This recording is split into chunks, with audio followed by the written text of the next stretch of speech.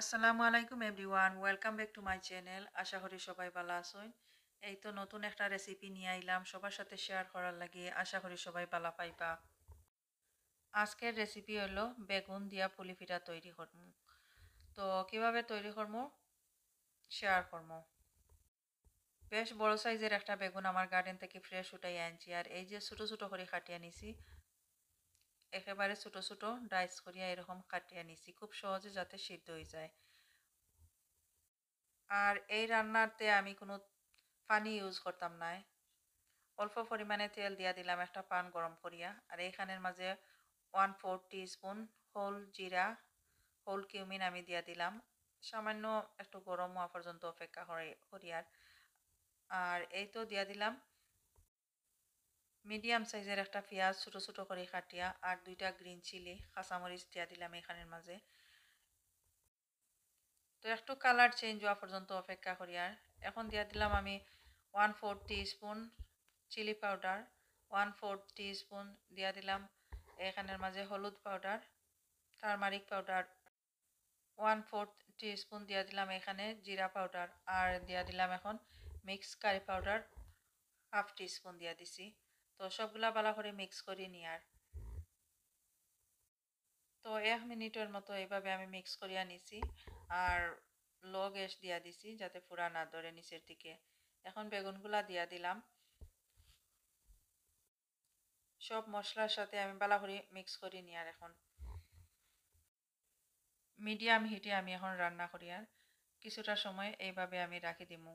আর কাবার করতাম না, অল্প কিছু সল্ট দিয়া দিয়ার লবণ দিয়া দিলাম এখানের মাঝে টেস্ট অনুযায়ী।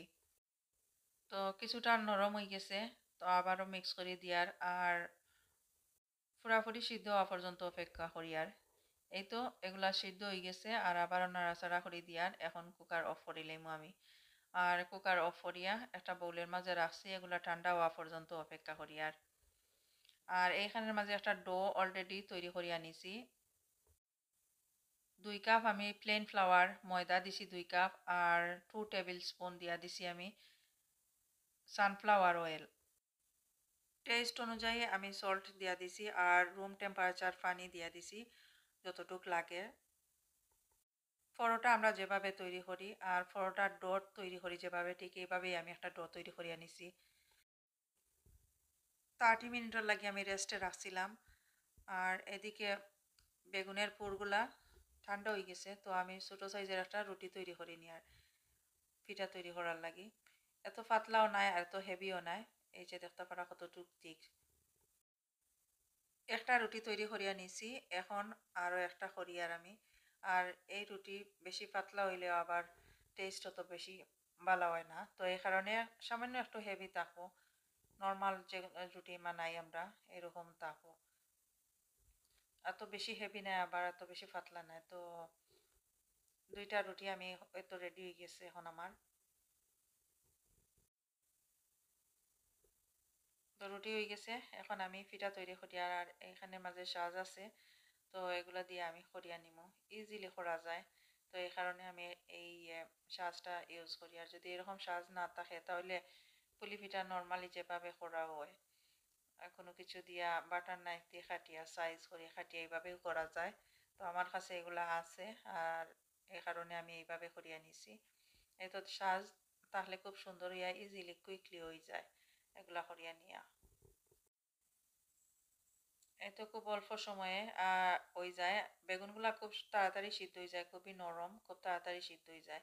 তো পিঠাগুলা করতে এতটা সময় লাগে না, ইজিলি খুব তাড়াতাড়ি হয়ে যায়।